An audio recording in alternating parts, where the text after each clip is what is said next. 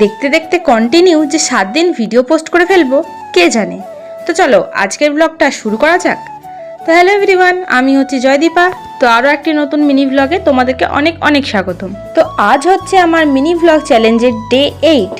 আজ হচ্ছে আমার দাদার রিসেপশনের পরের দিন। তো কাল যেহেতু আমরা 3টে অবধি জেগেছিলাম, আর তারপরে দেখতে পেলে রান্না বান্না হয়ে গেল এদিকে, আর এদিকে আমাদের খাওয়া দাওয়ার তো ডান। আর তারপর তোমাদেরকে একটা দারুণ জিনিস দেখাচ্ছি। তো এটা হচ্ছে ব্ল্যাকবেরি গাছ। তোমরা কি কখনো দেখেছো এই গাছটা? তো এই যে এইগুলো হচ্ছে ব্ল্যাকবেরি। তো আমার ভাই বোনেরা এগুলো পেড়ে এনেছিল, আর আমরা সবাই এখানে খুব মজা করতে করতে এগুলো খেলাম। আর সবাই এক জায়গায় হলে ঠিক কতটা মজা হয় তোমরা তো বুঝতেই পারছো। আর আমাদের বাড়িতে কিন্তু প্রচুর সদস্য। যখন কোনো কামচোর মানুষ কাজ করে তখন দেখতে কেমন লাগে জানো? ঠিক এমনটা। এই যে, তো এটা হচ্ছে আমাদের একটা বোন।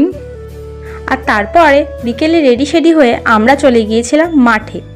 এই যে দেখতেই পাচ্ছ, আমার বাবা মা মাসি, আমার বর, আমার বোন, আমরা সবাই চলে গিয়েছিলাম মাঠে। তো মাঠে যেতে যেতে অনেক সুন্দর দৃশ্য আমরা দেখলাম। আর আমাদের ওদিকে যেহেতু মাঠঘাট তেমন একটা নেই, তাই আমাদের কিন্তু মাঠে আসতে ভালোই লাগে।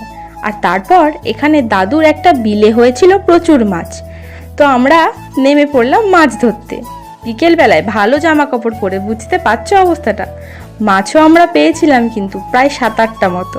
আর এই যে এগুলো হচ্ছে পেঁয়াজের কলি, যেগুলো থেকে পেঁয়াজ আবার হবে।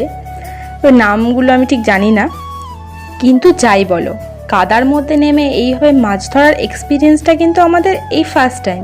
তো সেটা কিন্তু আমাদের দারুণ লাগলো। তো যাই হোক, আজকের ব্লগটা এখানেই নম করে শেষ করছি।